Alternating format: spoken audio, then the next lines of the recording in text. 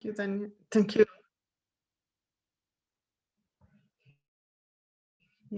Hola a todos. Soy Daniela Sousa, coordinadora del Día Mundial de las Migratorias en México. Es un gusto tenerlos aquí. Hoy vamos a hablar de un tema muy interesante, bueno, a mí me parece muy interesante, que son los sonidos de las aves. Como saben, en sesiones anteriores hemos tenido interpretación en inglés. Si alguien quiere escuchar en inglés, puede dar en la parte de abajo. So, hi everyone. I'm Daniela Sousa. I'm the Mexican coordinator of World Migratory Birthday. So if someone wants interpretation, you can go in the bottom part of your screen and put interpretation and go to English if you prefer English. And well, welcome everyone. Y bueno, ahora sí va a ser todo en español. Bienvenidos a todos.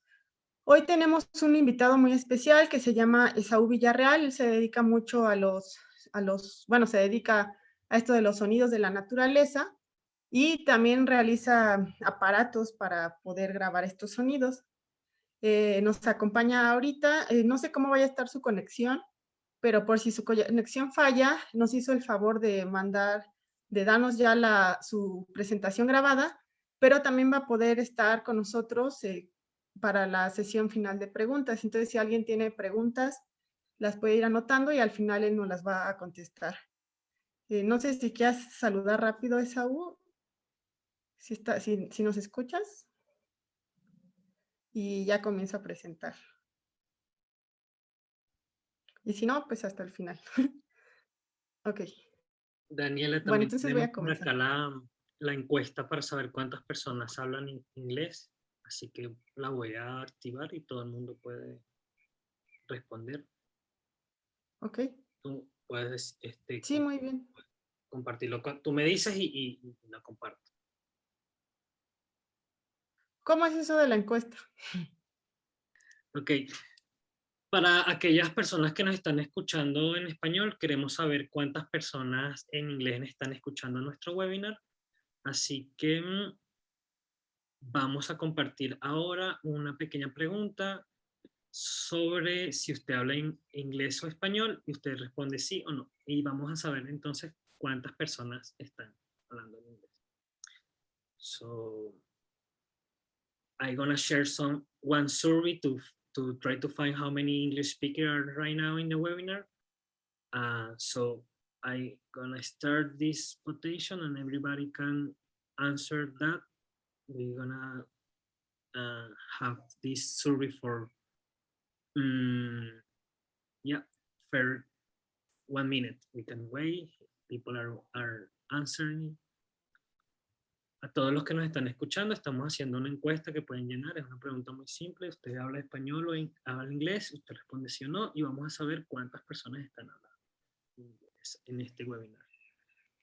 So it's great. We have 7 English speakers. So thank you so much to answer our question. It's very important to us. Be sure that everybody understand our webinars. Así que bueno, gracias a todos los que respondieron. Nos acabamos de dar cuenta de que tenemos 8 personas que están escuchando siempre en inglés y esto es muy importante para nosotros para poder mejorar nuestra comunicación en cada webinar. Gracias. Va, gracias, Miguel. Continúa entonces, ¿cierto? Sí, gracias. Muy bien, pues comenzando con este tema tan interesante que es el canto de las aves. Disculpen. Pues quiero que primero comencemos como comenzamos todos, ¿no? La mayoría de las personas, pues por lo general, escuchamos los sonidos que nos rodean, pero a veces no nos percatamos en lo que en realidad está sucediendo, bueno, en lo que en realidad la naturaleza nos está dando en cuestiones de sonido. Entonces quiero que hagamos este ejercicio. El sonido que les voy a poner a continuación fue elaborado por Ramón Ábalos, un coordinador de México, del grupo Guameros Pajareros. Esta dinámica la hizo para un curso que impartió. Y bueno, quiero que todos escuchemos, cerremos los ojos y esto es como cómo vamos descubriendo los sonidos a lo largo de cómo nos vamos enamorando de las aves. Entonces siempre comenzamos escuchando, ¿no?, estos sonidos de las ciudades que estamos muy acostumbrados. Y conforme más vamos poniendo atención en los sonidos que nos rodean, empezamos a percatarnos de otras cosas. Entonces quiero que lo escuchen en siguiente. Bueno, que pongan atención, por favor.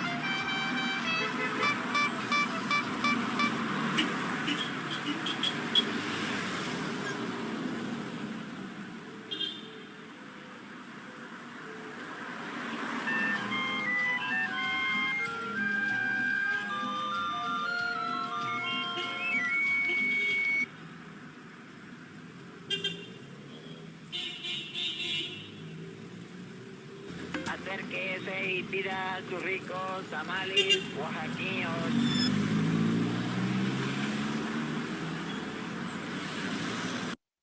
Oh, no, disculpen, creo que le puse pausa.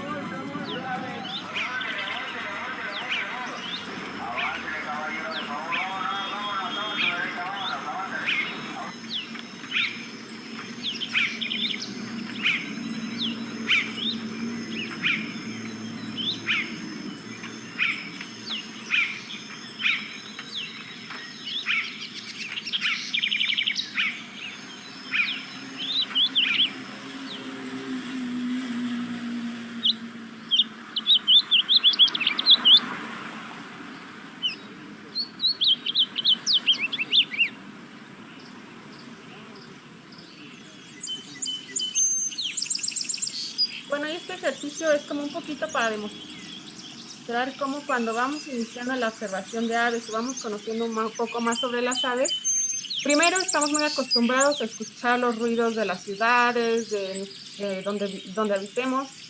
Estamos muy acostumbrados al sonido de los coches, pero conforme vamos conociendo estos sonidos, nos vamos enamorando, nuestros oídos empiezan a ser un poco más agudos y a identificar estos sonidos.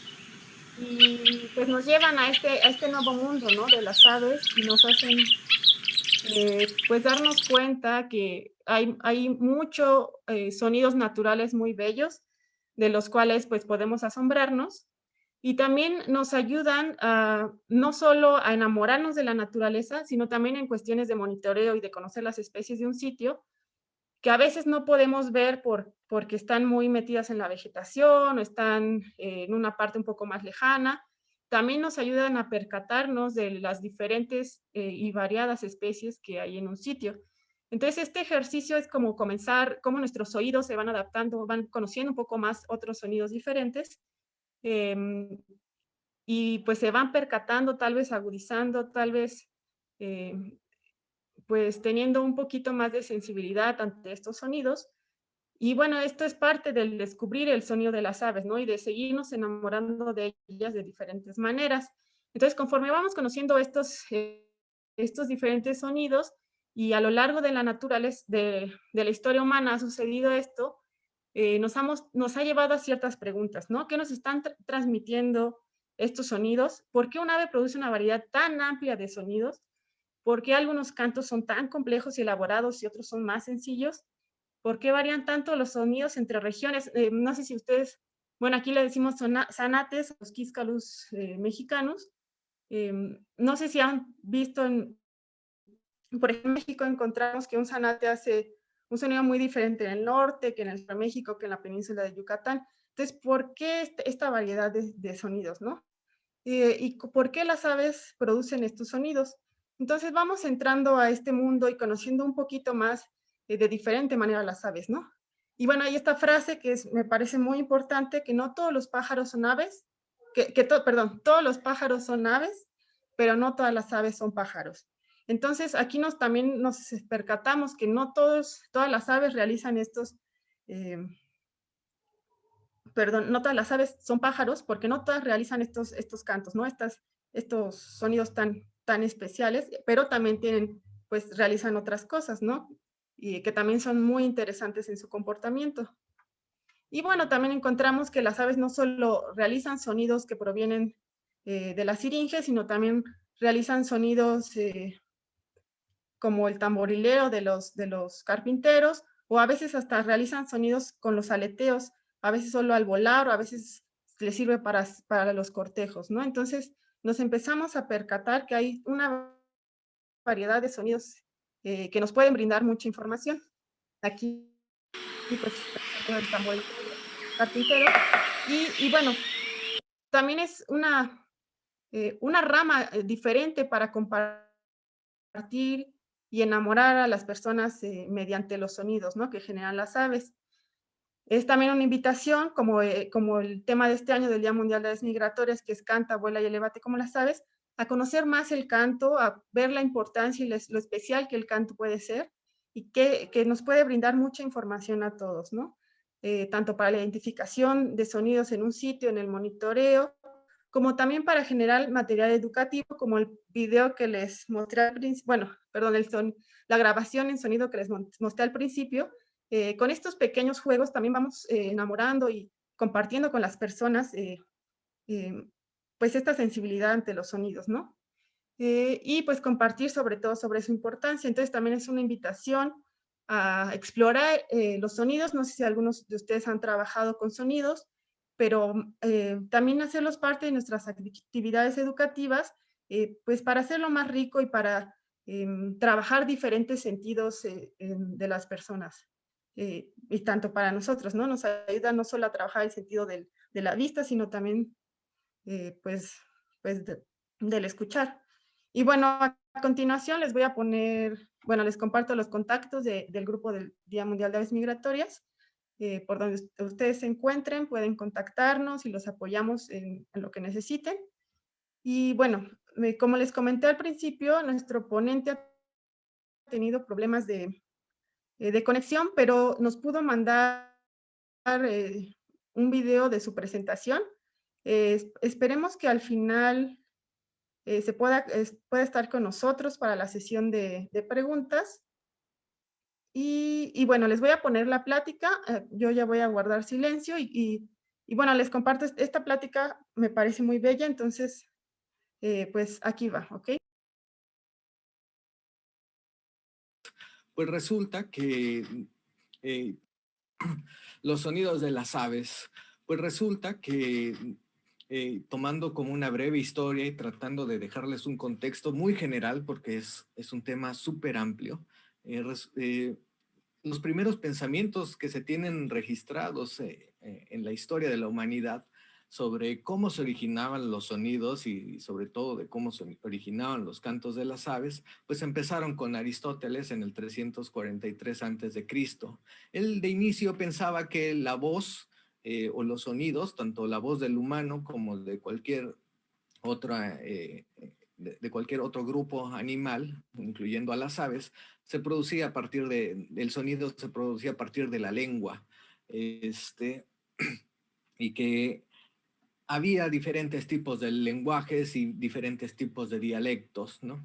Entonces, en particular, él comentaba que el género de las aves emitía sonidos vocálicos, es decir, dialectos, y que las aves tienen un lenguaje articulado, sobre todo las que presentan una lengua ancha y las que tienen una lengua delgada. Realmente no hay evidencia sobre a qué se refería con que tuvieran una lengua ancha y a las que tuvieran una lengua delgada, aunque posiblemente exista una explicación por ahí que alguna de sus observaciones hacía más referencia a que las de lengua delgada eran aquellas que son las aves canoras, las paseriformes y las de lengua ancha, las no paseriformes. Pero pues hasta ese momento no existía que si eran paseriformes o no paseriformes o canoras o no canoras. Solamente él logró hacer esa descripción. Y bueno, en el transcurso de la historia de la humanidad, pues también los cantos de las aves han servido muchísimo como inspiración musical. Y tal es el caso que hace no muchos años descubrieron que en una obra de Johann Sebastian Bach, llamada la Sinfonía número 103 de Haydn, había por ahí unas notas que se ajustaban a los sonidos de este organismo llamado el cucarachero musical. Esta parte de sonido que escuchamos es lo que se cree que tomó Johann Sebastian Bach para poder componer esa obra. Vamos a escuchar ahora el cucarachero musical.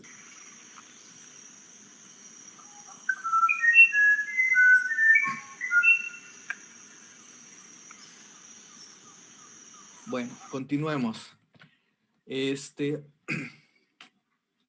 Entonces, sí, fue nuestro primer contacto con la humanidad el hacer o tomar como base de inspiración los cantos de las aves.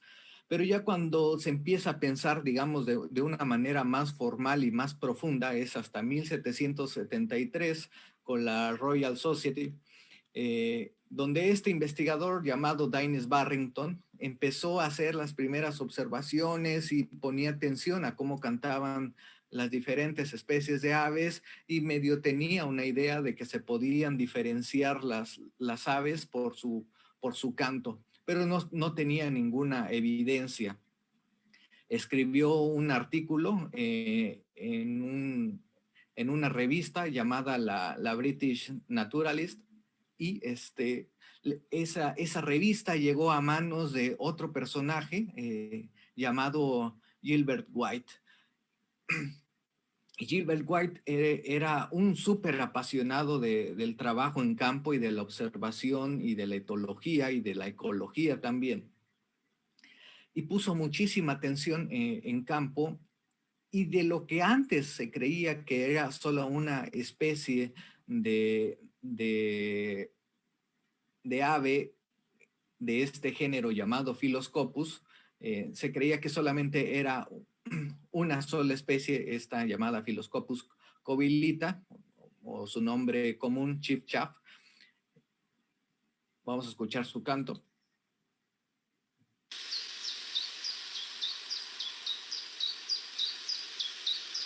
Entonces empezó a notar que en otras regiones ese chiffchaff no cantaba como chiffchaff y tenía otros tipos de cantos completamente diferentes al chiffchaff que escuchamos primero. Y que había otra región donde otra especie de Phylloscopus tenía otro tipo de canto, pero todo se creía que era lo mismo. Entonces él todas estas observaciones las dejó escritas y plasmadas en una de sus obras, pero realmente no tuvo mucho éxito sus observaciones, porque no había la manera de comprobar esto. Imagínense, esto fue en el 1789 y pasan muchísimos años y hasta el 1904, Schuyler Matthews, que era un naturalista y músico aficionado, era aficionado a las aves como muchos que hay aquí, apasionado, y lo conjugó con sus conocimientos en música e hizo una de los primeros libros donde lograba transcribir en notas musicales el canto de las aves, y logró transcribir 80 especies. Es una tarea titánica, pero no se quedó más que ahí en una transcripción musical, bajo sus propios esquemas y bajo su propia concepción. Realmente no utilizó ningún parámetro como para basarse y que fuera replicable como para hacer estudios científicos. Después, en 1910 y 1920, otros dos investigadores empezaron a hacer ensayos más formales para tratar de crear una notación mejorada de la descripción musical del canto de las aves. E hicieron varios ensayos y trataron de poner un marco en términos musicales para que pudiera ser comparable científicamente. A la par, nace la Macaulay Library en 1929. En 1930 se empiezan a hacer más grabaciones, realmente empiezan las primeras grabaciones de los cantos de las aves porque se tenía la herramienta tecnológica de la Primera Guerra Mundial. A todas estas notaciones musicales y que les comento, pues para mí entre 1943 y 1952 se unen otra vez dos investigadores, Craig y Marler, y analizan esta variabilidad de los cantos de las aves, tomando como referencia las notas musicales. Y llegan a una conclusión bastante lamentable para toda la comunidad científica y naturalista de esos momentos, y decían que era claro que hay diferencias en los cantos de las aves, pero no se tienen las herramientas o no se tenían las herramientas suficientes para poder comprobar y sobre todo cuantificar los grados de variación. Y en ese momento llega un letargo, un momento de pausa para toda la humanidad. Llega la Segunda Guerra Mundial y se deja por completo la investigación relacionada al canto de las aves.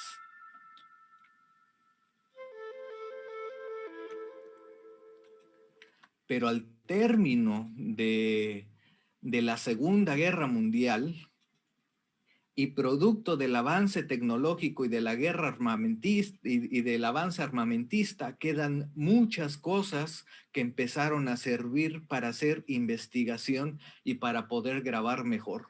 Ya se tenían herramientas para poder tener bien registrados los sonidos de la naturaleza y sobre todo este énfasis que había en estar grabando los cantos de las aves, y por primera vez en la humanidad llega la época de oro de la grabación de la naturaleza, y esto fue entre 1950 y 1960.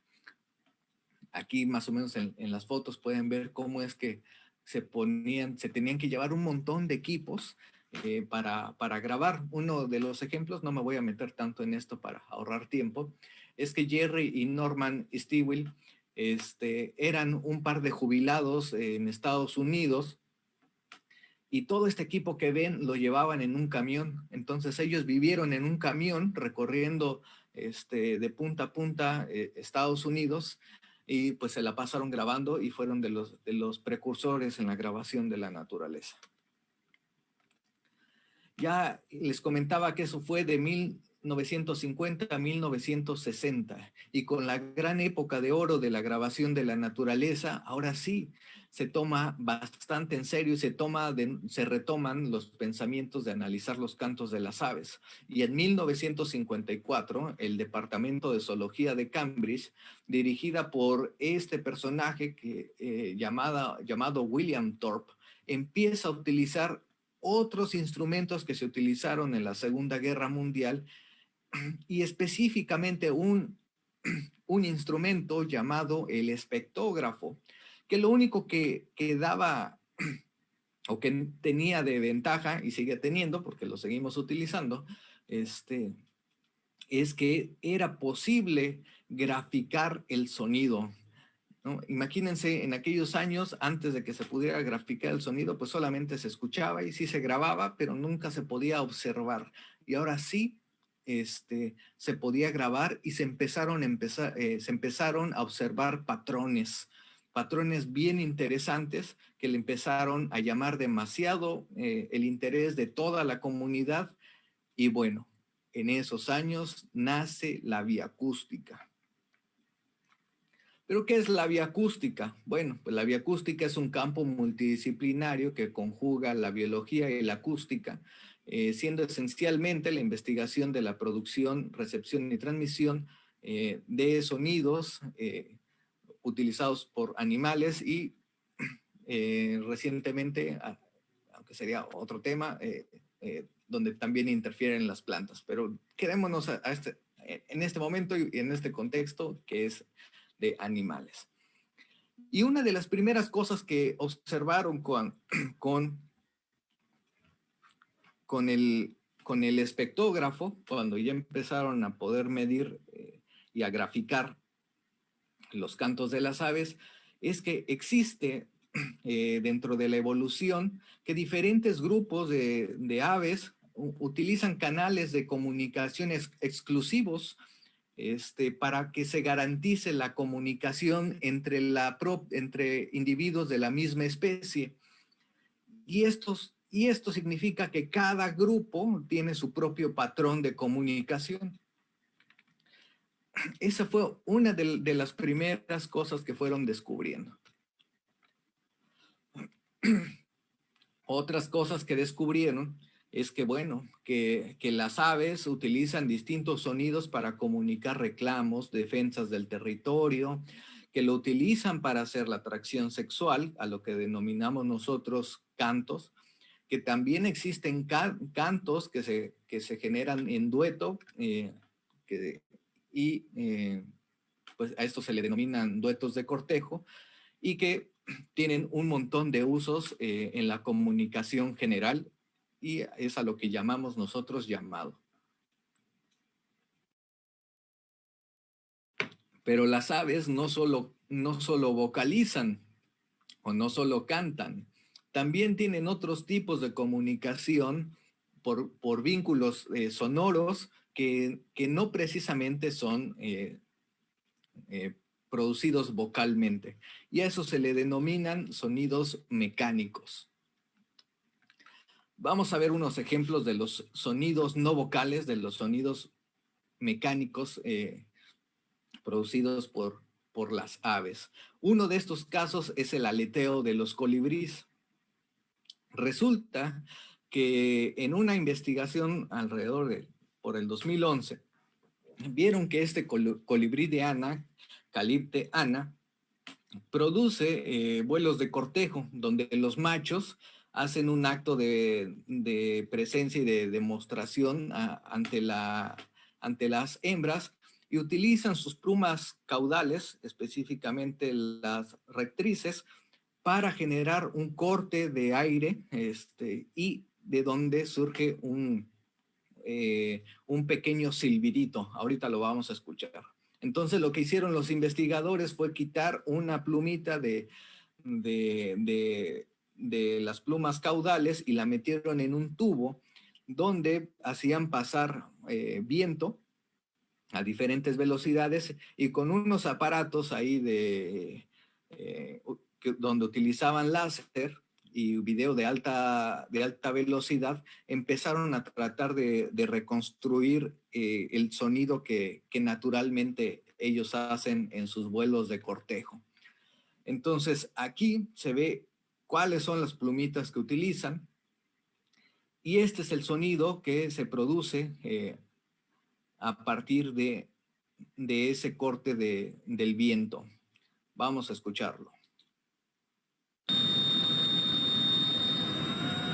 Seguramente ustedes escuchan algo así como un pip. Bueno, pues ese sonido es el que hicieron en laboratorio, pero es el mismo sonidito que producen ellos. Entonces empezaron a decir, bueno, aquí es claro que cuando ellos hacen el movimiento de las plumas caudales tiene que ser a una velocidad exacta, ¿no? Y tienen que cortar el viento a una velocidad para producir este sonido. Y sí vieron que, encontraron que ahí alrededor de los 30 milisegundos, cortando el viento a los 30 milisegundos, se logra producir ese sonidito. Entonces llegaron a una conclusión de que existe una presión selectiva para el éxito reproductivo, porque empezaron a proponer algunas hipótesis de que qué pasaba si perdía el macho esta plumita. Pues evidentemente perdía un poco la capacidad de producir ese sonido y evidentemente pues su éxito reproductivo iba a disminuir. Hay otro tipo de comunicación no vocal, de sonidos mecánicos, producida por, seguramente todos conocen este fenómeno, del tamborileo de los pájaros carpinteros. De inicio, los pájaros carpinteros tienen adaptaciones físicas, morfológicas especiales que permiten picotear rápidamente y con muchísima intensidad. Existen dos tipos de golpeteos para producir sonido.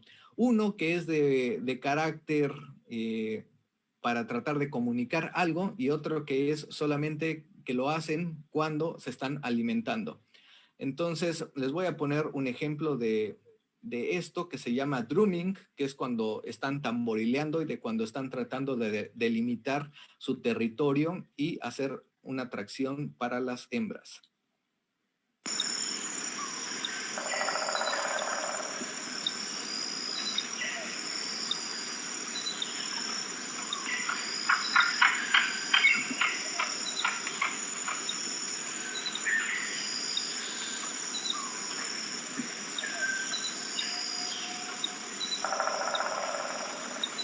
Bueno, pues ahí ya escuchamos el tamborileo. Ahora vamos a escuchar el tapping, que es cuando se alimentan. Y solamente son sonidos que son, digamos, sin ninguna intención, porque lo único que ellos es estar picoteando para tratar de sacar a los gusanos.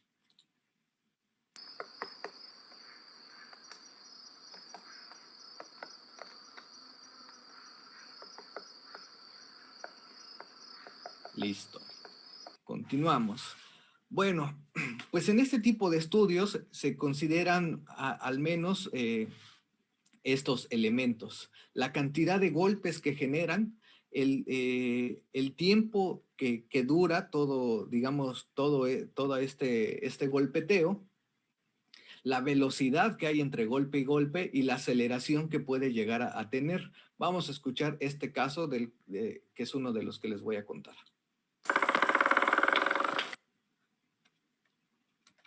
Bueno, pues resulta que en ese sonido que les enseñé, en promedio hay 34 golpes que se dieron en 1.55 segundos. Eso es una velocidad loquísima, porque llegan a golpetear entre los 36 y los 86 kilómetros por hora. O sea, golpetean tan rápido que posiblemente ningún baterista de algún grupo musical logre generar este tipo de golpeteos tan rápidos. Vamos a escucharlo de nuevo. Y vamos a escuchar una versión ralentizada por si no alcanzan a notar los 34 golpes. Y resulta que dentro de esos 34 golpes hay patrones. Hay patrones porque se generan grupos de golpes. Aquí lo podemos ver, el grupo A de golpes que lo producen a 36 kilómetros por hora. Después el segundo grupo de golpes que lo hacen a poco más de 40 kilómetros por hora. El tercer grupo de golpes a 45 kilómetros por hora. El otro lo hacen aproximadamente a los 50 metros sobre segundo, perdón, y así lo hacen. Es decir, van haciendo una aceleración y después como que desaceleran y vuelven a acelerar. Y eso solamente lo podemos, a lo mejor a oído va a ser muy difícil escucharlo, pero ya estando midiéndolo, ya tenemos evidencia de que sucede eso. Y bueno, pues resulta que cada una de las especies utiliza este tipo de comunicación entre los pájaros carpinteros, y cada uno de ellos tiene su propio patrón de aceleración y desaceleración. Y estos cambios los hacen porque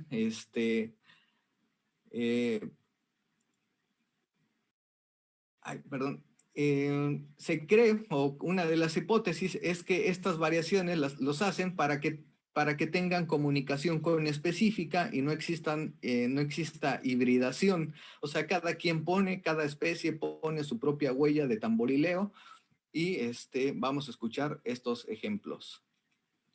Este es de ficus, híjole, no alcanzo a leer. Es de una especie de ficus, disculpen ustedes.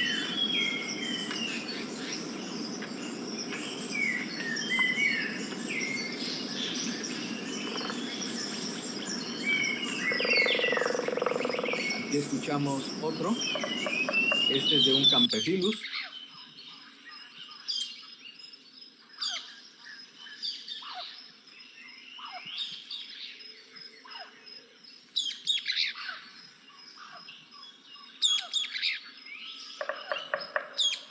Si notan, ese nada más hace muy poquito, si no los hace tan rápido, solamente hizo ese tac, tac, tac, tac, y es más que suficiente. Y por último, para no perder mucho el tiempo en esto, vamos a escuchar un Melanerpes aurifrons, que seguramente muchos de ustedes conocen aquí en México.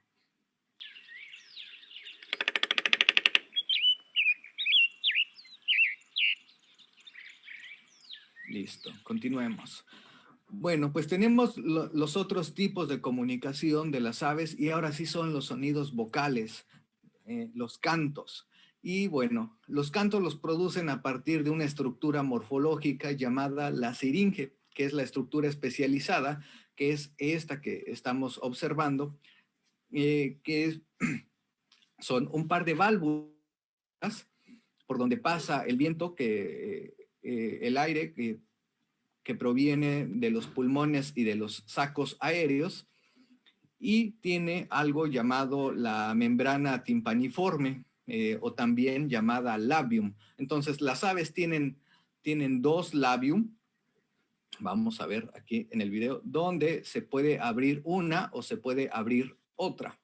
Entonces, eso dentro de todos los grupos de los animales es exclusivo de las aves, este fenómeno, porque les permite, imaginemos poniéndolo en el contexto de nosotros, les permite pronunciar la letra A y la letra E al mismo tiempo, cosa que nosotros no podríamos hacer, pero las aves sí lo pueden hacer. Y también empezaron, dentro de toda esta investigación que se ha realizado durante todos estos años y que dentro de todo este recorrido histórico que les he venido contando, en 1990 dividieron a las aves paseriformes en dos grupos, sobre todo por la cantidad de músculos asociados a esta estructura llamada siringe, porque evidentemente para poder mover esas pequeñas valvulitas necesitan tener mucho movimiento de sus músculos. Entonces, entre más músculos tenían, sobre todo más de 7 músculos asociados a la siringe, pues a eso se les denominaron los ocines. Y nosotros las conocemos también como las aves canoras. Y también aquellas que no tenían menos de 7 músculos asociados a la siringe, se les denomina ocines, ¿no? Que son aves no canoras. ¿Qué significa que tengan más músculos o que tengan menos músculos? Pues significa que entre más músculos tengan, pues van a poder o tienen mayor capacidad de mover esta estructura y de generar sonidos más complejos.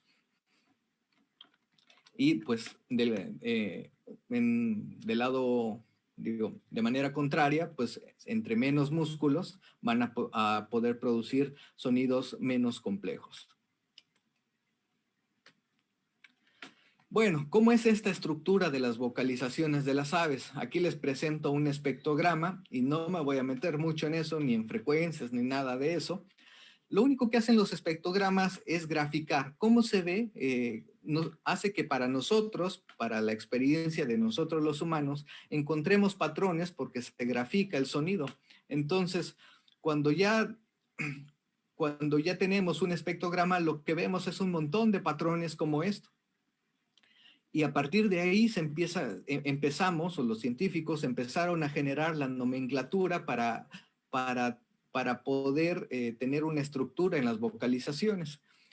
y se determinó que la nota, que este que estoy señalando aquí, es la unidad principal, la unidad básica de una estructura vocal. Entonces vamos a escuchar el canto de esta cetófaga petechia, yendo desde una nota, después a un conjunto de notas que se le denomina sílaba, y después un conjunto de sílabas puede generar una frase, y esa frase puede ser un llamado o puede ser un canto. Vamos a escuchar primero una nota. Uy, no se escucha. No lo ahí está.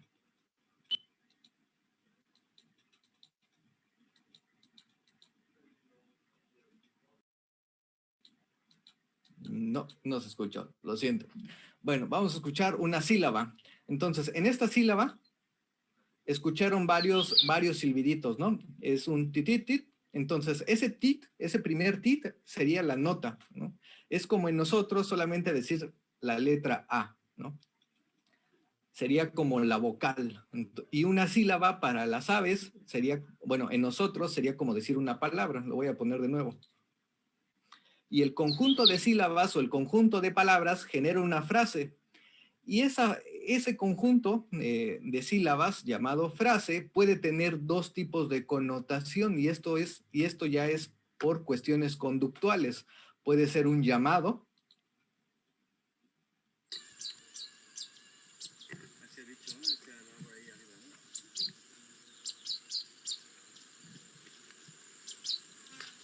O puede ser un canto cuando se trata de estar, cuando los fines de comunicación conductual son sexuales. Ahí es cuando se le denomina canto. Ok, sigamos. Entonces, cada una de esas notas que les hablaba que es que es la unidad básica de la comunicación en las aves, cada nota empezaron a notar que había patrones dentro de todas las notas. Entonces, existen notas monótonas, existen notas ascendentes. Esto significa que solamente hace un existen notas ascendentes, significa como si pasáramos de la A a la I, como ahí. Existen notas descendentes, como si pasáramos de la I a la O, y O.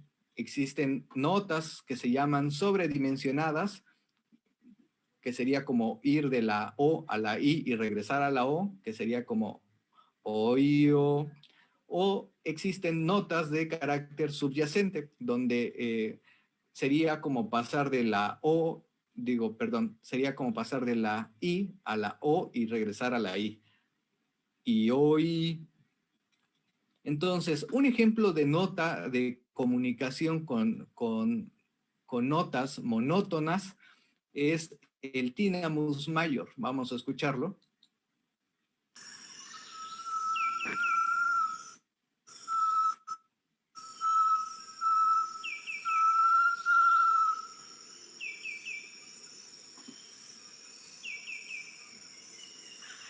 Si escuchan nada más, a ver ahorita que... Solo hace un solo pulso, un solo... no tiene variación. Y ahora vamos a ver un ejemplo de un sonido ascendente. Este es una de las notas de un Triomanias bewicki. Ese primer sonido que hace tut, trrr, ese tut es una nota ascendente. Vamos a ver otro ejemplo ahora de una nota sobredimensionada de un Nyctrodomus albicollis. Escuchan cómo hace uiu. Sería como esta, una nota sobredimensionada. Y una nota descendente sería como el Spinus silitri. A ver, voy a poner pausa a este.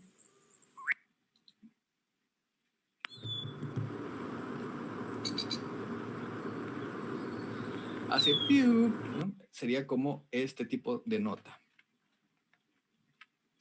Y bueno, el conjunto de notas pues ya empiezan a generar estructuras mucho más complicadas y existen frases complejas, largas y complejas, como el del turdus migratorius.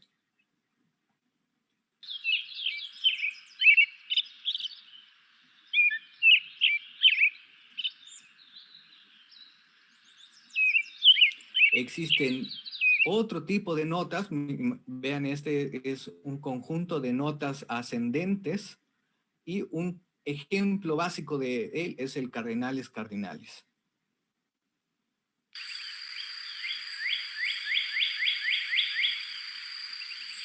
Existen otro tipo de notas que son muy pequeñas y que tienen todo tipo de, casi todos los tipos de notas básicas que les enseñé, y un ejemplo de eso sería Haemophila ruficeps.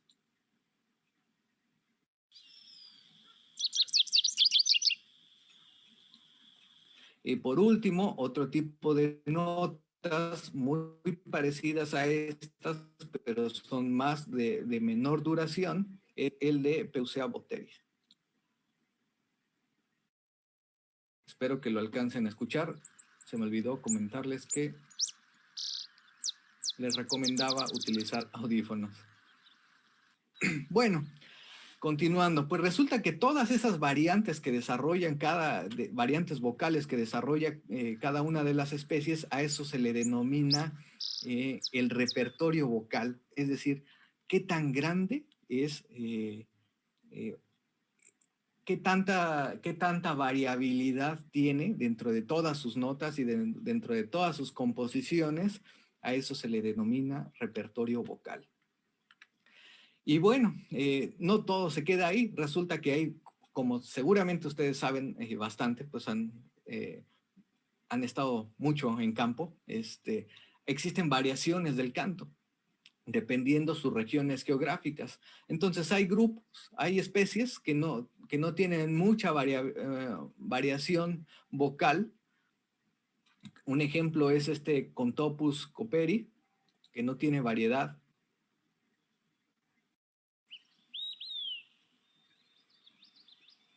Y lo podemos ver aquí, estas animaciones que se ven de Contopus son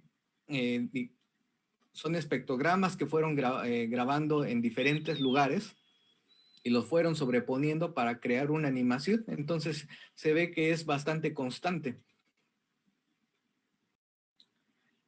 Pero existen otros tipos, otras especies que sí tienen mayor variedad, ¿no?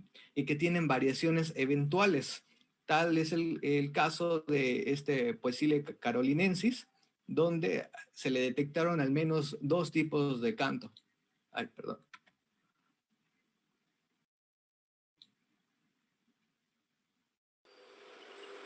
Ese es el canto 1 y este es el canto 2.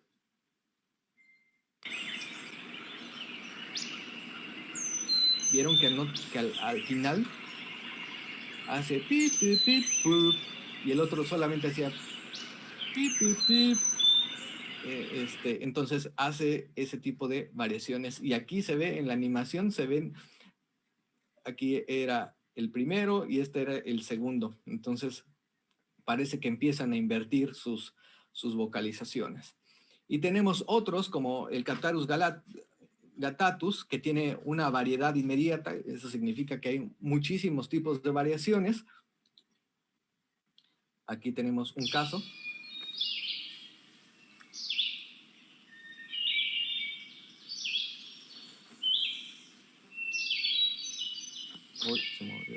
Aquí tenemos otro caso. Oh, no sé por qué se está regresando. Disculpen.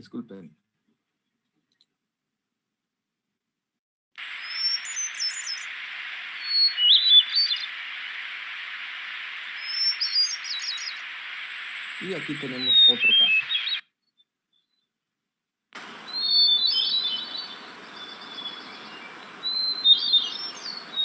Bueno, ¿por qué existe? Es una de las grandes preguntas. ¿Por qué existen estas variaciones geográficas y estas variaciones en los cantos? Pues parte, digamos, viéndolo de una manera muy general, porque existen casos muy particulares y se tiene que analizar especie por especie, porque digamos que el repertorio vocal de cada especie es único, ¿no? Y una sola hipótesis no alcanza a cubrir todo. Pero a grandes rasgos, las variaciones vocales pueden servir como un indicador de las primeras etapas de divergencia, es decir, cuando las especies se empiezan a separar, ¿no? Eh, y cómo estas variaciones pueden contribuir a los procesos de especiación, ya que directamente están relacionados con los procesos de reconocimiento entre los propios individuos de la especie y la selección de la pareja. Si quieren saber un poco más de manera muy general, este artículo es muy bueno y les va a dar un panorama muy general. Existen otros tipos de fenómenos que también se estudian con los cantos de las aves, que son los coros del amanecer.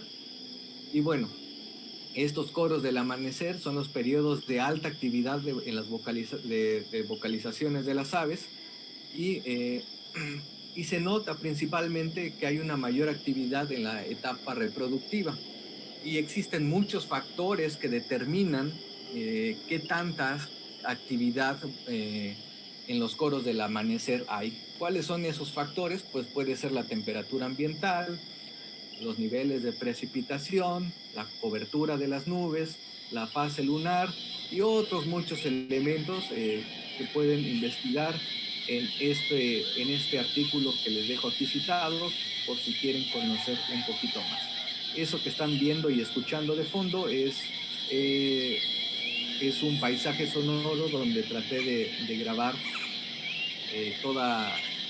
todo este fenómeno de los coros del amanecer, porque también una de las preguntas interesantes es ¿qué especie es la que empieza a abrir el coro del amanecer en cada región? ¿Y cuáles serían los factores no sé si morfológicos o conductuales que determinan que esa especie siempre sea la que empiece a cantar primero? ¿Para qué nos ha servido o para qué nos sirven los cantos de las aves hoy en día? Pues para hacer monitoreo acústico. ¿Por qué? Porque muchas veces no observamos a las aves, pero sí las escuchamos y las logramos identificar. Entonces eso en la investigación nos permite mucho poder hacer censos, poder hacer listados, solamente utilizando métodos bioacústicos. Y se pueden obtener otros datos interesantes sobre cómo se relacionan con sus hábitats. Y aparte, este tipo de monitoreo, pues es un monitoreo no invasivo. También aquí les dejo un artículo para que puedan revisarlo y se den una mayor idea.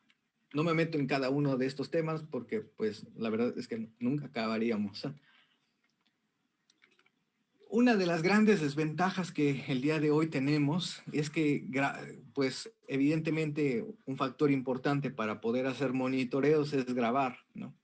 Entonces, se obtienen muchísimas horas de grabación y ahora el lío en el que nos enfrentamos actualmente en la ciencia es que cómo vamos a procesar esa cantidad gigantesca de información. Entonces ahí se han aliado bastante bien los colegas ingenieros en cómputo para tratar de crear sistemas de identificación automatizada.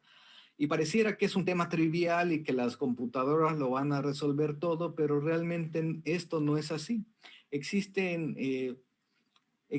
varias restricciones que no nos permiten crear un sistema que sea y que identifique todo automáticamente, porque pues en primera necesitamos una cantidad para una cantidad de grabaciones de solo una especie para poder alimentar uno de estos sistemas.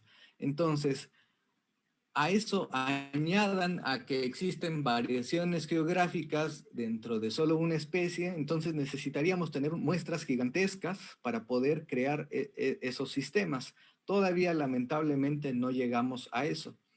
Un ejemplo es el caso del Turdus migratorius, donde se necesitaron alrededor de entre 35 y 40 minutos solo de una región para poder entrenar un sistema. Eso equivaldría alrededor de 1810 sílabas o palabras del Turdus migratorius para crear un sistema que pudiera solo identificarlo a él. Entonces, si en México tenemos más de 1000 especies, imaginemos y imaginando que todos tienen el mismo tipo de repertorio vocal, pues tendríamos que multiplicar estos 1800 por 1000, entonces necesitaríamos muchísimas grabaciones para poder hacer un sistema de identificación automatizada para México. Esto en un ejemplo.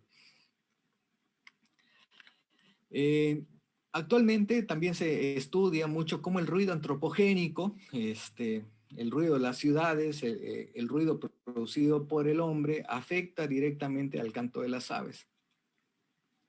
Parte de las preguntas que existen el día de hoy es cómo se están creando o cómo las aves crean ciertas estrategias para poder evadir eso, le llamamos ese enmascaramiento, que sería esa interferencia, porque a lo mejor el sonido de un motor no permite que la comunicación entre las aves se esté dando. Entonces, las aves tienen que encontrar algún mecanismo de comunicación, y entonces lo que estamos haciendo es desajustarlas a lo que ellas evolutivamente y naturalmente lo venían haciendo. Entonces, esas son las preguntas que existen el día de hoy. Les hubiera puesto ese artículo de cómo esta pandemia, el silencio que hay o que hubo, sobre todo al inicio de la pandemia en las ciudades, benefició bastante al canto de las aves, y por qué se empezó a reactivar la comunicación y por qué la gente escuchaba más.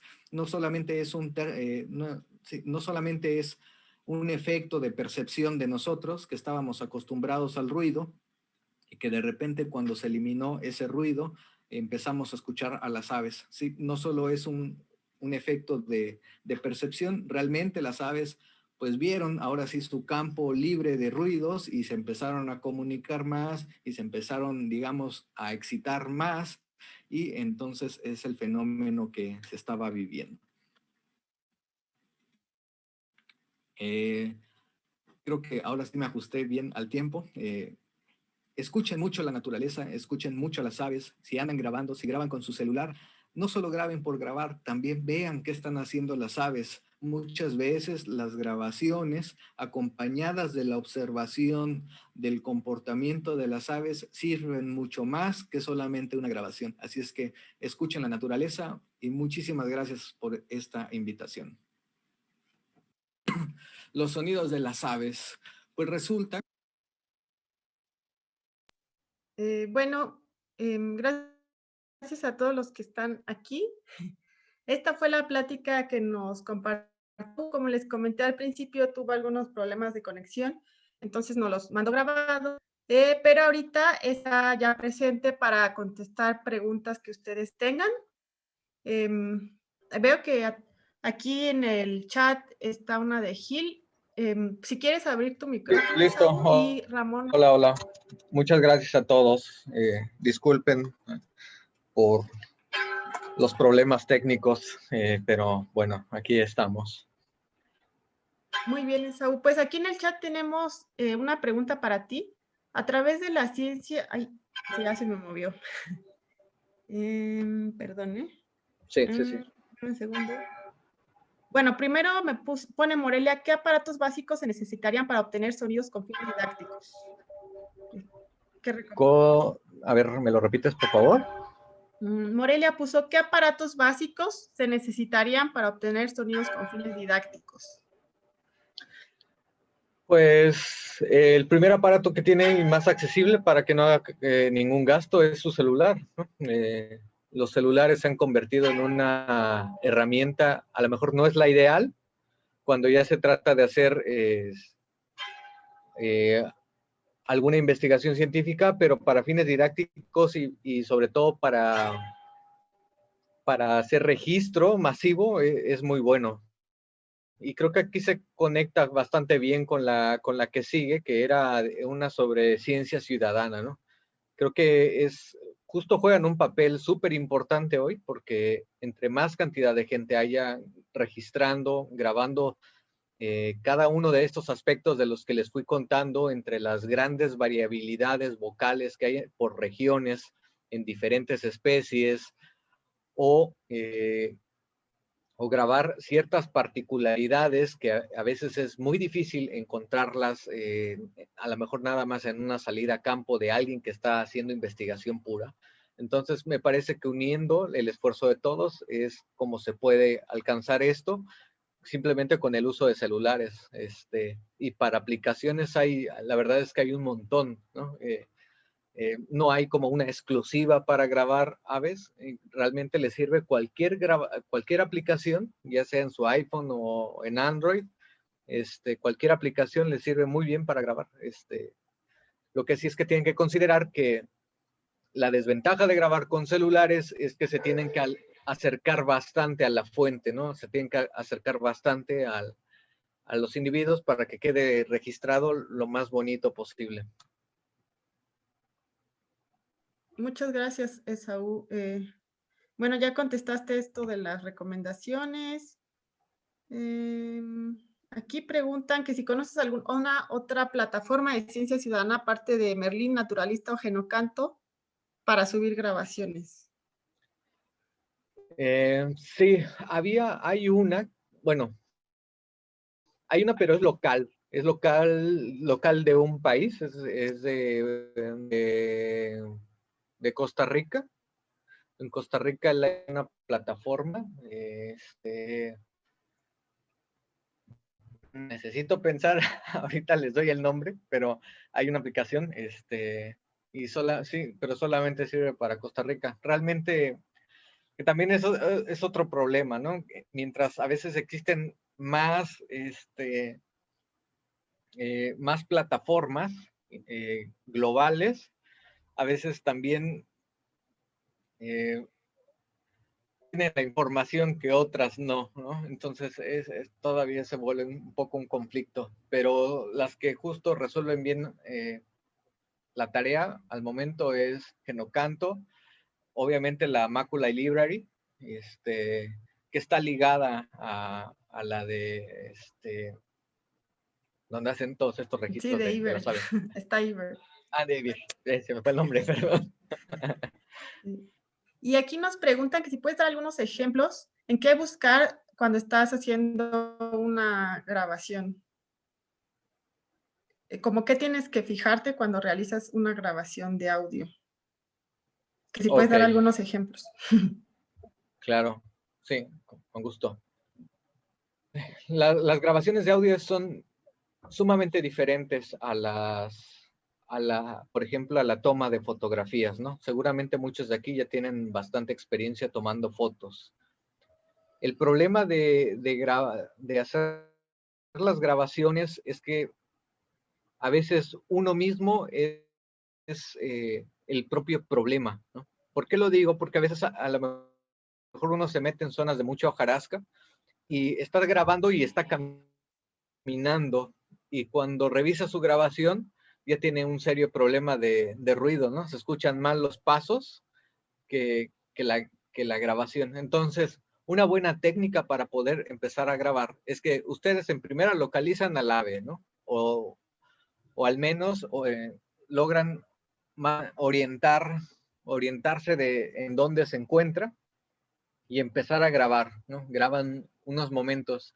Si hay oportunidad, hacen una pequeña pausa, caminan y continúan grabando. Esto para ir haciendo que la calidad de su grabación se vaya incrementando a lo largo de su track de audio, ¿no? Entonces, digamos que ahorita veo un ave aquí a 20 metros y empiezo a grabar, ¿no?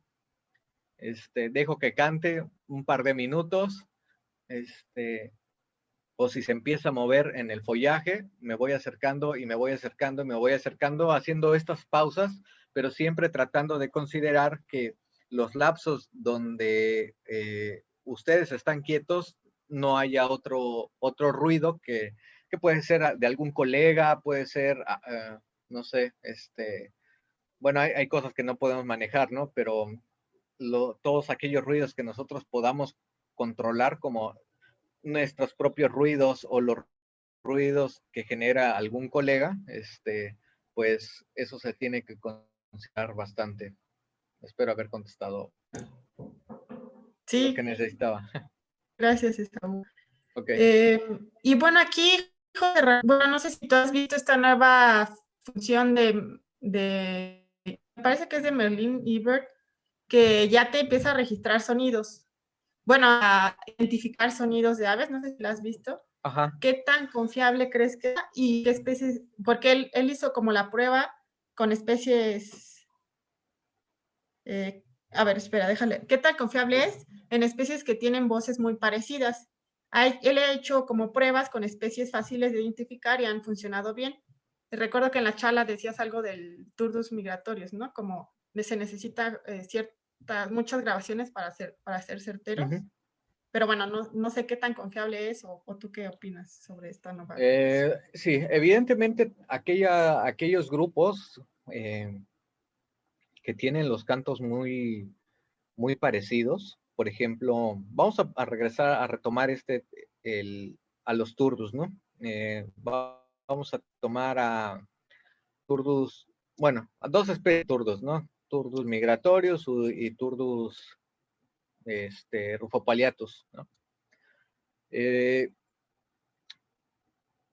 Seguramente habrá momentos donde, bueno, dentro de todo lo que les conté, hay ciertos patrones que dentro de, por ejemplo, los grupos de los turdus, se repite ese patrón. Es un patrón base que digamos que es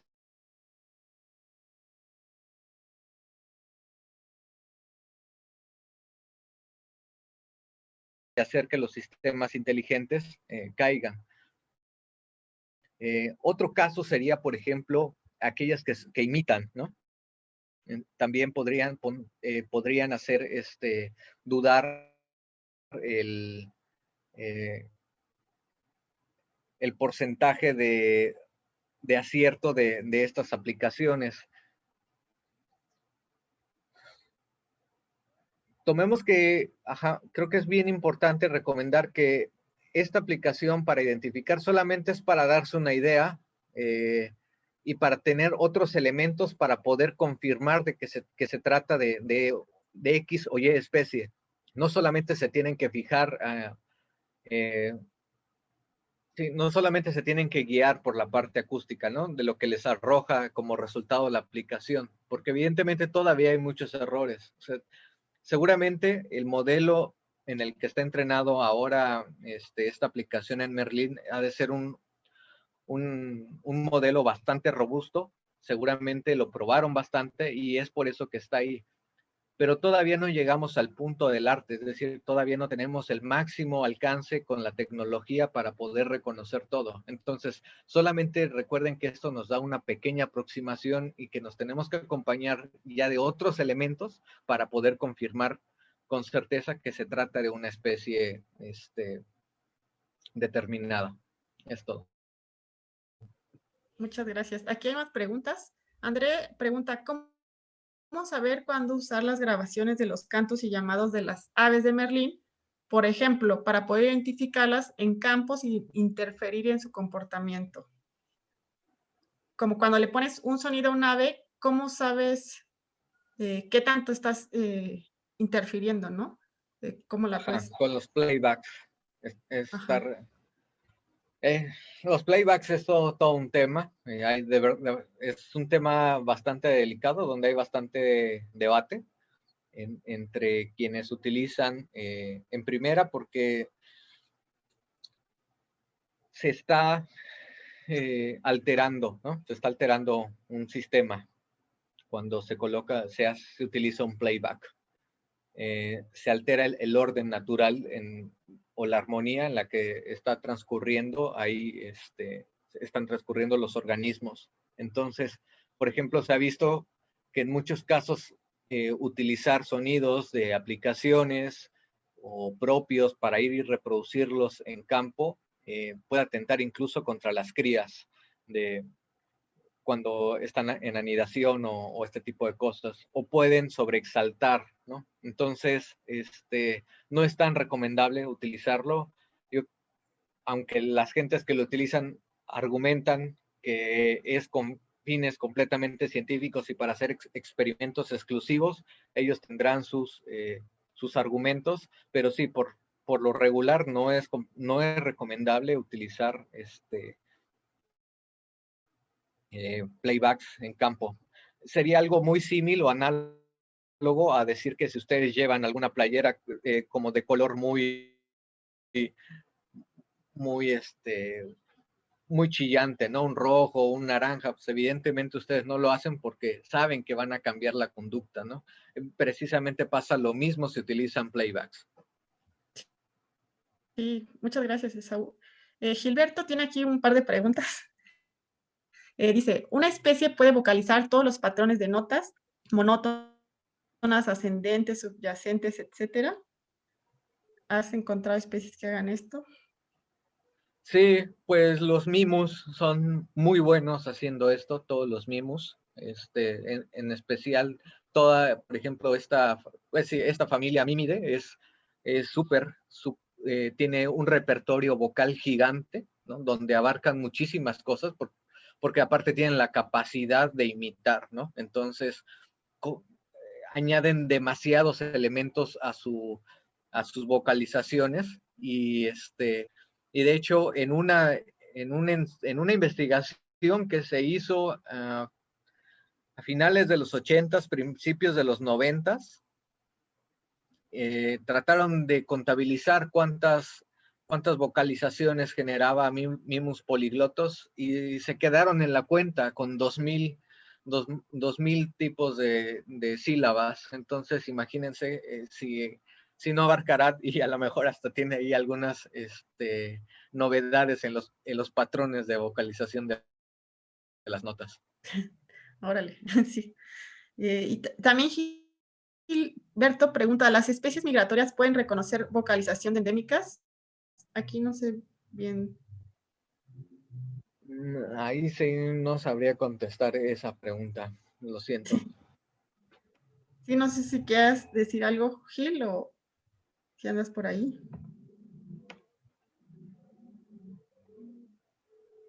Perdón, Bueno, todavía tenemos... perdón, me activé adelante. el micrófono, ¿no? No, perdón. Buenas tardes, Dani. Buenas tardes, muchas gracias. Pues realmente solo fue una duda como con mucha curiosidad, ¿no? O sea, tratándose de especies, incluso se me vino a la mente más que migratorias, de que si una especie pues puede ser trasladada de, digamos, su contexto geográfico por el tráfico ilegal o algo así, es posible que pueda reconocer a otra especie o pueda vocalizar o comunicarse fuera de su contexto. Igual podría ser algo así más bien la pregunta. Ok, ya más o menos entendí. Sí, quién sabe, o sea, realmente está complicada porque no sabemos cómo está interpretando un ave su entorno, ¿no? Hay un caso bien triste, no recuerdo la especie, la buscaré y veré la manera de hacérsela llegar con Daniela, de una especie que se grabó al último, bueno, a lo que se cree que era el último individuo. De hecho, sí, hasta lo pueden buscar en YouTube. El ave, algo así como el canto del ave solitaria, algo así se llama. Y esta ave la grabaron, estaba cante y cante y cante y cante, tratando de encontrar a alguien de su especie, pero ya no había nadie más. Y por eso es como muy triste, porque de hecho es la única y la última grabación que se tiene de esta especie. Entonces, evidentemente, las aves, pues, tienen como esta capacidad de estar reproduciendo mucho sus vocalizaciones porque es parte de su conducta. Ahora bien, si reconoce a otras especies, sí, porque sí hay comunicación con específica. Por ejemplo, hay especies como Calosita formosa, que digamos que algunas otras especies utilizan sus llamados de alerta como llamados igual de alerta, ¿no? O sea, cuando Calosita formosa genera un llamado de alerta, otro montón de especies inmediatamente se enteran de que algo está pasando y de que se tienen que resguardar, ¿no? Entonces, sí hay una comunicación. No sabemos si la interpretan literalmente o nada más es como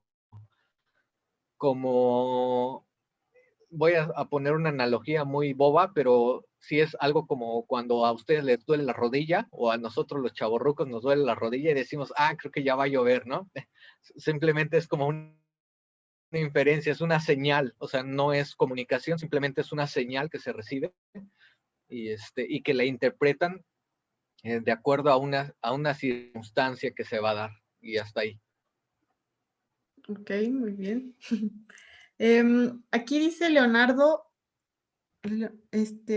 dice, en la velocidad del tamborileo del carpintero se menciona una velocidad de 36 a 86, pero en texto se indicó que las unidades eran kilómetros sobre horas y en la gráfica las unidades eran metros sobre segundos. ¿Qué unidades son las buenas para los valores indicados? Ok, sí, ahí fue una confusión.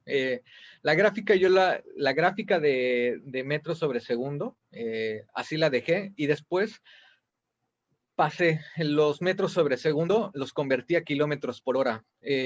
Traté de hacer esto porque nosotros no alcanzamos a entender como que metros sobre segundo, pero sí alcanzamos a visualizar un poco más el kilómetros por hora por esta sensación que tenemos en los autos, ¿no? Tenemos una mayor noción y por eso fue que hice ese intercambio. Pero los valores están bien. El valor mínimo que se hizo en ese estudio fue de 36 kilómetros por hora, la velocidad mínima, y la velocidad máxima fue de 86 kilómetros por hora. Pero eso nada más fue algo como para hacerlo más perceptible, porque en metros sobre segundo como que no se alcanza a percibir muy bien, se hace menos entendible, creo yo. Por eso fue que lo puse así. Pero, si no, disculpen. Ok, muchas gracias. Perdón, una aclaración. ¿Habla Leonardo? Adelante. Solamente que entonces la gráfica es la que debe de corregirse, ¿verdad? Porque no pueden ser 36 kilómetros por hora igual a 36 metros por segundo. Y en la gráfica Sí, maneja las mismas dimensiones. exacto. Yo creo que sí. Sí, muchas gracias y disculpa. Gracias. Sí, y aquí también Leonardo nos puso, ¿qué fuentes recomiendas para encontrar terminología que describa los sonidos de las aves? Para poder usar el lenguaje más correcto, por ejemplo, lo del tamborileo. Tamborileo, ok. Hay un handbook de Viacústica, lo pueden buscar así, Handbook Viacoustics, y ahí bien es de esta editorial Springfield, o Springer, no, perdón, es Springer, ¿no? ¿Cómo se dice? Sí, ahí, a ver si, ajá, Springer, el Handbook Viacoustics, y ahí pueden encontrar todas las notaciones. De hecho, ahí vienen para varios grupos de animales. No solamente vienen las aves, también vienen las ranas, vienen los insectos, los peces, anfibios, mamíferos terrestres y mamíferos marinos, y ahí pueden encontrar bastante información sobre las notaciones. Muy bien, gracias, Esaú. Una pregunta, y aquí pero no habrá una pregunta misma del mismo tema. Pero entonces no habrá algún lugar donde se escuche la grabación o el sonido y describa qué terminología se usa para ese sonido, relacionando el sonido tal y la terminología que se usa para describirlo. Ok, sí, ya te entendí. Sí hay, de momento no me lo sé, pero mira, cuando ya nos pasamos a un contexto como más específico, ya no se utilizan tanto estas cuestiones de que si es monótono, subyacente. Esta notación no es usual encontrarla. Yo la ingresé porque son los patrones básicos que se pueden observar y es como el primer acercamiento, pero cuando ya se desea estudiar en forma los cantos de las aves con fines científicos, ya se empiezan a utilizar otras terminologías que hablan más acerca del sonido, es decir, cuál es la frecuencia en la que se encuentra el sonido, cuál es el ancho de banda, cuál es la frecuencia máxima, la frecuencia mínima, la duración. Entonces, ya se pasa a otro campo como mucho más específico de la acústica, pero lo que podemos hacer, y para que no se quede nada más así, es que le mando la información a Dani y si me hace favor de compartírselas, para que puedan revisar un artículo donde se mencionan estos parámetros para poder hacer una descripción acústica de un canto. Muy bien, gracias, Esaú. Muchas Sí, gracias. se los comparto. Sí. Y aquí Mauricio pregunta, ¿qué es más complejo? ¿Imitar patrones de vocalización o imitar sonidos de objetos y o palabras de personas? Órale. Vaya, no, hay que preguntárselo a las aves, al ave lira, tal vez, que se le complica más. No, no sabría, la verdad, ahí. Supongo que, miren, hay algo bien bonito de las imitaciones, de lo que sí les puedo hablar es un poquito de las imitaciones. Las imitaciones a veces no son producto de, uno creería que trata el ave de engañar al otro. Se puede dar el caso, sí, pero el mayor objetivo de las imitaciones es que tratan de estar haciendo innovaciones en su repertorio vocal para ser más atractivos a la hora del cortejo. Entonces, esa es la verdad, digamos, una de las explicaciones más robustas del porqué de las imitaciones. Entonces, hay otra restricción que también se puede dar, y bueno, si nos ponemos a divagar un poco, es la capacidad vocal, ¿no? Que no hablé en la charla de eso, pero la capacidad vocal habla un poco de qué tanto puede hacer sonidos agudos, o muy agudos, o graves, o muy graves, un ave o un mismo.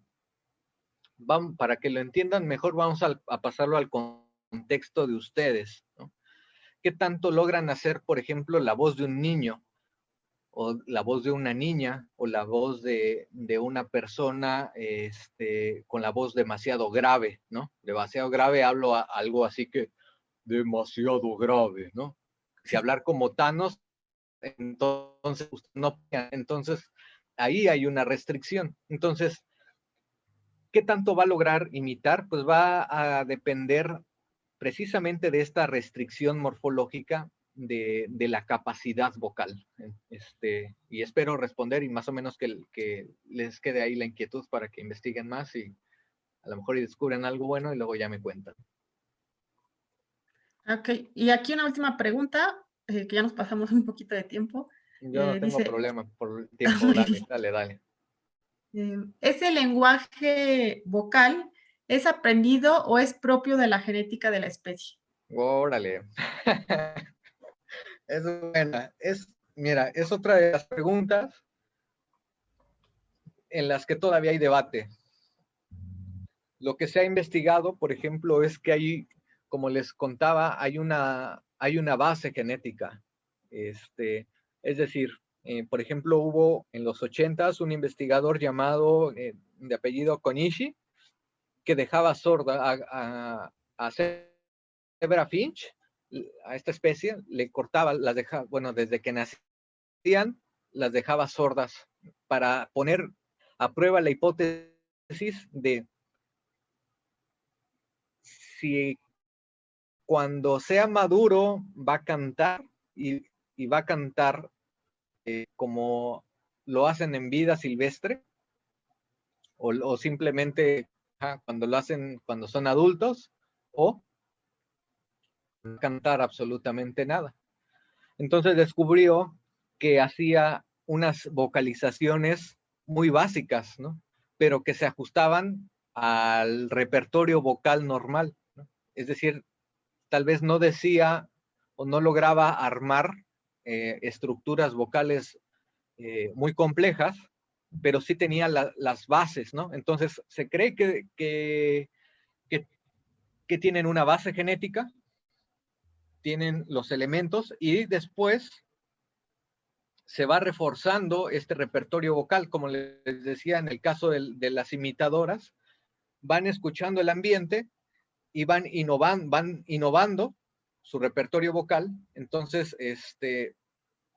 por lo tanto, se va haciendo más grande, ¿no? Otra forma de verlo, pasándolo al contexto de nosotros los humanos, es que cuando nosotros somos pequeñitos, siempre nos enseñan las cosas básicas, ¿no? A decir A, E, I, O, U y el abecedario. Y a partir de eso, si lo pudiéramos decir que eso sería nuestra, aunque está mal, pero nada más es como para ejemplificar, esa sería nuestra base genética. Y a partir de ahí, todo lo que sucede en nuestras experiencias y en nuestra socialización, pues vamos aprendiendo y vamos innovando nuevas palabras y vamos construyendo diferentes frases y después aprendemos a cantar y después unos aprenden a cantar más que otros y así es como se va dando el repertorio vocal. No sé si alguien tiene dudas o si quedó claro. Muchas gracias, Sau. Pues creo que no. No sé si Leonardo quiere decir algo, veo que abrió su micrófono. Sí, adelante, Leonardo. No, perdón, pero muchas gracias por... Ok, muy bien. Pues si nadie más tiene preguntas, concluiríamos aquí. Muchas gracias, Sau, por compartirnos tanto. Seguro hay muchísimo más que nos puedes compartir. Hay un montón de fenómenos de mucho. La verdad es que es otro mundo, meterse al canto de las aves es otro mundo. Sí. Y recuerden, bueno, algo que también, el canto de las aves no es solo un canto de las aves, sino por cada especie, recuerden que hay un lenguaje, o sea, por cada especie hay un lenguaje y hay que aprendernos todos esos lenguajes. Entonces es una tarea titánica y todos los fenómenos que suceden ahí es otro universo. Sí, por ejemplo, a mí, esta parte de conocer de los sonidos y la educación, se siente muy bonito cuando los escuchas con audífonos. También aprendes mucho, ¿no? Cuando los escuchas directamente, decía Morelia, de cómo enseñar de los sonidos. Creo que cuando los escuchas directo y de una manera como más cercana, también como que te enamoras, ¿no? Y con todo esto que nos ha dicho Esaú, pues también pues se enamora de pues ver que hay toda una historia y cómo ha evolucionado el poder grabar sonidos. Creo que ha sido muy bonito. Muchas gracias, Esaú. Qué bueno que pudiste estar en la sesión de preguntas. Y pues gracias por estar aquí. Miguel quiere decir algo. Miguel, que anda por ahí, que es nuestro coordinador también de Latinoamérica. Hola, Esaú. No, gracias por toda tu charla, de verdad. Siempre muy directa, bien clara para entender. Yo digo que Esaú es como el traductor del lenguaje de las aves. En algún futuro patentemos ese título, pero nos ayudas a entender, a interpretar nuestra pasión, nuestro amor. Y bueno, sí, gracias por todo el tiempo. Yo sí necesitamos concluir ahora porque tenemos también, ya nos pasamos más de media hora y tenemos a nuestra traductora Estrella siempre aquí con nosotros acompañándonos. Y voy a parar la grabación en este momento, pero